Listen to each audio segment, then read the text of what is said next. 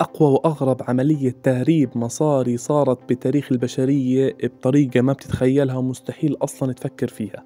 خلينا نشوف شو قصة الفيلم اللي من أحلى الأفلام اللي حضرتها بحياتي. يلا بلشنا. بتبلش قصتنا يا اخوان بسفينة عليها بني آدم اسمه أندرو، بيكون بيهرب قاعد مخدرات، ولما تكبس عليه الشرطة والمكافحة بيضطر يزت الأغراض كلها في البحر عشان يهرب من القصة. وبنسيبه بنروح لمين؟ لكريس، الزلمة الفخم اللي سهران مع أصحابه والأمور تمام، وهو بكون زلمة مهرب قديم، بس زلمة اتجوز وصار عنده أولاد فتاب، خلاص تاب إلى الله توبة نصوحة. زلمة قال لك عمي بدي أحط عقلي براسي، ما بديش الخلط هذا كله. والكل بيعرفه اسمه رنان فخم على كيف كيفك. المهم شو علاقته في البني آدم اللي اسمه أندرو؟ هسه بنشوف. أندرو بيجي لصاحب البضاعة بقول له معلم والله طبوا علي الشباب وأنا اضطريت أزتهم في البحر. بقول له بحر مين حبيبي؟ حقهم 700 ألف دولار والله لفقع عينين أهلك. أنت مفكر حالك بتلعب مع ابن أخوك الصغير؟ جيب المصاري يا أما بتجيب البضاعة. وبشمطوه بالسيارة بيقلبوه وبقولوا له هاي بداية عبين ما نشوف كيف بدك تسويها. بنروح بنسيب القصة عشان يكون مرته لكريس برن عليها مين؟ أخوها اللي هو أندرو. فبنعرف إنه أندرو ابن ايش؟ مش ابن اخو مرته لكريس. بيجي بقول له القصه كامله، بقول له هذا الزلمه اسمه خليل، بدنا نسميه خليل، بده بضاعته يا اما المصاري، ما بدك تلاقي لي حل، انت زلمه قديم بالقصه وراح يقتلوني وهددوني انا وصاحبي. بخف عقله كريس وبقول لمرته هذا اخوك بده يجيب لنا التايهه وبعدين معه، يعني انا بدي اضلني ورا قصته، بس بنفس الوقت عشان مرته. كريس بروح لخليل بقول له على العافيه حبيب، بدنا نشوف شو القصة معك، بدنا لازم تلاقي لنا حل. يعني بده يلاقي حل خلص كريس، لأنه محشور في الموضوع إنه هذا ابن مين؟ أخو مرته.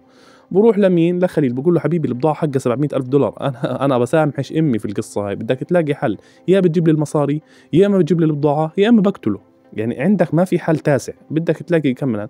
بقول له خلاص ماشي، المهم انت بشوف انت موضوع شو بدك بتطول لي معلم. كريس ما بيعجبه الحكي هذا، اللي بيخليه يرد يرجع لخليل ويقول له اسمع معلم، اختصر الموضوع، ابعد عنه ولا تقرب عليه، وبالتهديد ومش بالتهديد اقول لك خلاص انا بجيب لك مصاريك بس ابعد عنه من الاخر، انا بقدر ادبر لك الموضوع معك. قال له بدي شهر، قال له لا معك اسبوعين، بتجيب لي 700 ألف يا اما بلاقي، يعني خلاص بسوي قصة ممكن اذي لك اولادك. فالموضوع قول ماله قاعد بتطور. هذا الحكي بوصل لمرت مين؟ لمرت كريس، وبحكي لها القصة كاملة وبقول لها أنا لازم أروح على بنما أهرب مصاري، أبدل أجيب مصاري مزورة عشان أقدر أسكر له القصة. وهذا الحكي بيخليه يروح لأبوه اللي بالسجن، ونعمل أبوه بالسجن يا إخوان، يعني شو بتوقع من واحد أبوه بالسجن؟ بقول له اسمع يا غالي، بدي أعرف ناس على سفينة رايحين على بنما، أنت معارفك كثيرة وصحبتك كثيرة، بدك تعرفني على كم من واحد. وبنفس الوقت بروح لصاحبه سيباستيان وبقول له بدنا نرتب قصة، أنا لازم أروح على بنما أجيب مصاري مزورة. طبعا يا اخوان هاي المصاري بتكون مزورة بس ايش؟ بتمشي، يعني ما حدا بلقطها، عشان يسكر القصة كاملة لمين؟ لخليل، لانه خلص ما هو خليل بده مصاري. وبيحكي مع كان واحد من اصحابه اللي بيزوروا مصاري في بنما، بقول له زبط لي 700 ألف وانا بجيب لك مصاري معي وبشتريهم منك والامور تمام. بيسووا له فيشه وبيسووا له ورق وبيجهز وبقعد بيرتب الموضوع وبيحكي مع فلان ومع علان، عشان بالاخر ياخذ اندرو معه ويقول له ابو الغوالي تعال بدنا نروح انا وياك مشوار تساعي الابعاد، لازم نروح نجيب مصاري. وبروحوا طيران على السفينه اللي رتب مع الناس اللي جوا انه يطلع معهم، لانه بده ساعتين ينزل فيهم في بنما يجيب المصاري ويرجع. وبنفس الوقت القبطان تبع السفينه بكون خليط قديم يا اخوان، وبيعرف كريس وبيعرف ابوه كمان لكريس، وعارف انه هذول العيله ما بيجي من وراهم الا المصايب. وكريس طبعا يا اخوان بكون لاف المصاري بخصره عشان يدخلهم على السفينه، وبالفعل اول ما يوصل جوا بيقدر يدبر لهم مكان يخبيهم عشان ما حدا يلقطهم، لانه انت معك مبلغ زي هيك معناته انت خليط وناوي تخلط على قصه. وبسلم على الشباب الطيب اللي جوا السفينه، لانه اصلا هم بيعرفوه، يعني هم صحبه وياه زمان. زلمه مهرب قديم هذا، صار له بالكار 30 40 سنه، غير التيهات يمين بشمال. وبنفس الوقت بروح بلاقي خرايط تاعت السفينة عشان يقدر يعمل فيها خراب، عشان لما توصل هناك تكون ساعتين انه يقدر يرجع، يروح يجيب المصاري ويرجع بدون ما حدا يقول له انت وين رحت. من ناحية تانية خليل من كثر ما هو وسخ بروح لمرت كريس وبقعد يهدد فيها، بقول لها شو وين جوزك؟ قرب الموعد ينتهي عشان ما اشلفت وجهك انت واولادك وفقع عينيكوا. وبدخل جوا وبودي زلامه وبقعد يخبط على خلقتها ويضربها ويهددها بالسلاح. زنخ يا اخوان، يا الله شو زنخ، يا عفو الله شو زنخ. ببهدلها وبمسح فيها الارض، وهي من كتر ما بخف عقلها بتخاف على اولادها. بس بنفس الوقت ما بزبط، لازم ترن على مين؟ بترن على كريس، بتقول له معلم هذا بضله يجي رايح جاي علي. ماشي اخوي بس انا برضو عندي اولادي. وهذا الحكي بخفف عقل كريس، وبنفس الوقت بكون حريص انه القبطان ما يعرف انه في حواليه مشاكل، لانه عارف هو انه هذا البني ادم مش مزبوط. كريس شو بيعمل؟ برن على صاحبه الصدوق اللي هو سيباستيان، بقول له معلم بتروح لخليل بتقول له يروق على حاله شوي عشان ما افقعش وجهه. شو بدك بالطويله. وبالفعل يا اخوان توصل السفينه، بس بكون فيها عطل اللي سواه كريس انها مش راضي توقف. بس بالاخر بنزلوا اللي هي هذا الجنزير الاحتياط عشان يوقفوها، وبالفعل بتوقف، بس بيكون بحاجه لساعه ساعتين انهم يصلحوها عبين ما يطلعوا. هذا اللي بده اياه كريس عشان ينزل يجيب المصاري. من الاخر هاي كل خلطته. وهذا الحكي ما بخلط على القبطان، وبقول براسه بقول لك في واحد ورا القصه. بس كريس مهمته او الشغله اللي بده اياها زبطت، انه نزل عشان يجيب المصاري المزوره. وسيباستيان اخذ المرة والاولاد على بيت ثاني وراح لخليل عشان يفهموا غلطه. وكريس بوصل لصاحبه عشان موضوع المصاري المزوره، ولما يدخل يشيك عليها المصاري يا اخوان مش زي ماشي هاي مزوره بس هاي مبينه. بقول له معلم انا ما باخذ هاي البضاعه، احنا ما اتفقنا على هيك، انا بدي مصاري مزوره بس انها تمرق. انت حكيت لي فهمتني شغله ثانيه، ولا انت جايب قالب على هندي. بقول له لا هدول مصاري، بدك بفرجيك مصاري ثانيه، شو رايك نروح على مكان ثاني افرجيك المصاري الصح. بقول له انا موافق، وبرضه هاي المصاري المزوره راح اخذها. يعني قرر ياخذ مصاري مزوره بتبين ومصاري مزوره ما بتبين. وبرن على سيباستيان بقول له قول له انا جايب له المصاري ودير بالك على الاولاد، هيني بقول لك. يعني الدنيا ماشيه زي ما بده كريس وزياده يا اخوان، زي ما هو مخطط بالملي. بس المشكله بالقبطان اللي قاعد بحرك وراه وبده يعرف شو القصه، ما هو خبيث. سيباستيان بروح لخليل بقول له معلم روق هاي مصاريك جاي وفكنا من خلطاتك، هيني بقول لك. خليل يهدى؟ لا خليل ما بده يهدى. خليل شو بيعمل؟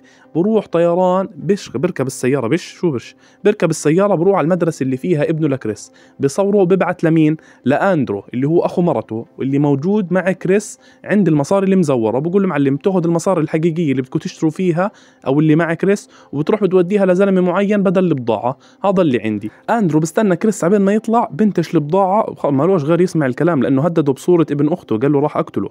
هيني بقول لك يا بقتله يا اما بتسوي اللي انا بدي اياه. بدخل كريس على الشباب، ايوه يا غالي هاي مظهري مزوره مش مبينه ومرخ في السليم، هاي اللي انا بدي، يلا حمل على الشاحنه يا فخم. يا زلمه انا طول عمري بحكي البنميين مرتبين وفخمين. خلاص كريس بده يمشي الدنيا، واندرو اخذ المصاري وراح سلمهم. وبنفس الوقت مرته لا كريس سيباستيان زبط لهم الدنيا وقال لهم ديروا بالكم على حالكم. عند التسليم بعد ما طلعوا المصاري المزوره على السياره فيش مصاري مع كريس لانه اخذها اندرو، وهون المصيبه. شو بدك بالطويل يا ابو الغوالي؟ كريس بده يتصرف، بقول له صاحب المصاري اسمع، بدل المصاري بدك تدفعها في لوحه بدي اياك تسرقها وتهرب لي اياها من مع امريكا، هذا اللي عندي، ولا بنقتلك وبناخذ المصاري المزوره. وما بيكون يا اخوان قدام كريس الا يوافق. وبنفس الوقت القبطان قاعد بخلط جوا السفينه والشباب بيرنوا عليه بيقولوا له معلم السفينه بدها تتحرك يلا استعجل. بقول لهم يلا دقيقتين وجايكم. وهو رايح يسرق لوحه، وراها شرطه وقدامها شرطه وكل الدنيا كل بنما حواليها. وبالفعل معلم بحاول يخلط عبين ما تقرب السيارة يمين بشمال بشمطها بوقعها، وبتصير يا اخوان حرب أهلية بس على الخفيف، يعني هيك نتويش على الخفيفة. 14 زلمة بموت، 80 سلاح بتفجر، إرصاص كله زي الرز، يعني ملاحم. بده يجيب اللوحة ما عندوش يما ارحميني، لا ما هو الصحيح. بيضطر يمزح اللوحة بيسحبها وبلفلفها وبظبط الدنيا هو وصاحبه اللي معه، وبيحاولوا قد ما يقدروا يركبوا السيارة عشان يتحركوا، لأنه السفينة وين؟ السفينة بدها تطلع يا أبو الغوالي، ولك كريس ولك استعجل يا محترم.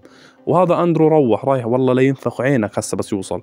وبالفعل معلم بيقدر يهرب من الشرطة، والشباب بيرنوا عليه ولك استعجل بقول لهم يلا هيني في الطريق، ولك هيني في الطريق يلا دقيقتين بكون عندك عدوار الداخلية قرب توصلك، ويلا يا غالي ويلا يا ابو الغوالي ولك استعجل. وبالفعل بمرق لحد ما يوصل المينا. برن على زلمته بقول له معلم انا وصلت، يلا جهزوا الحاويه اللي بتدخل فيها السياره.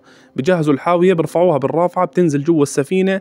هيك 50% من العمليه انجزت. هسه ضل انه المصاري ما بزبط ضل بالحاويه، وفي عندك قبطان خنزير بلحق وراهم. لا ما هو صحيح، يعني بدنا نحكي الصح. عشان هيك كريس ببلش يفضي المصاري المزوره من الحاويه مع الشباب اللي بيكونوا اصلا هم مرتبين معهم، جماعه ابويا ابو الغوالي. ما هو هداك مش بس بالسجن على الفاضي، ما هو في له معارف. وبنفس الوقت القبطان بحس يعني بشك في الوضع انه في حاويتين نزلوا زياده بدنا نشيك عليهم. اول حاويه بفتحها سلامتك والمشمش، بقول له شو جايبنا على الفاضي يا غالي، انت قبطان ولا بتتهبل ولا شو بتعمل قاعد؟ هذا بلاغ كاذب، المره الجاي بحبسك انت وطاقيتك، هيني بقول لك. بروحوا كمان على الحاويه الثانيه بعد ما كريس طلع منها وغلاها وسكرها والأمور تمام وزبطت دنيته، مين بده يجي يشيك؟ بده يجي يشيك كمان مرة القبطان. ما هو القبطان مش راح يسيبه في حاله، بيشيك برضه فاضية، بتسلم على الشهداء اللي معاك أمورها في السليم، فاضية على الكامل. هون كريس راجع كابسة معه، بمسك أندرو بيفقع وجهه كفوف لحد ما يقول لهم هو هددني بصورة ابنك. من الآخر هذا اللي بيخلي كريس يرن على سيباستيان على طول ويقول له شو القصة معلم، قلنا لك رتب الدنيا، عشان نعرف إنه أصلا سيباستيان واقع مع واحد بده منه مصاري، وهو أصلا ورا قصة اللوحة، لأنه إذا اللوحة مرقت سيباستيان بيعيش. وهذا اللي بيخلي سيباستيان شو يعمل؟ يروح يهدد مرته لكريس ويضربها ويقول لها رني على جوزي قولي له يروح اللوحة وما يرميها في البحر، لأنه كريس قال له أنا ما بقدر أهربها، بدي أرميها في البحر. وكمان سيباستيان برن على القبطان وبفهمه القصة كاملة، والقبطان بقعد يدور جوا السفينة على إشي يلاقيه ما بزبط.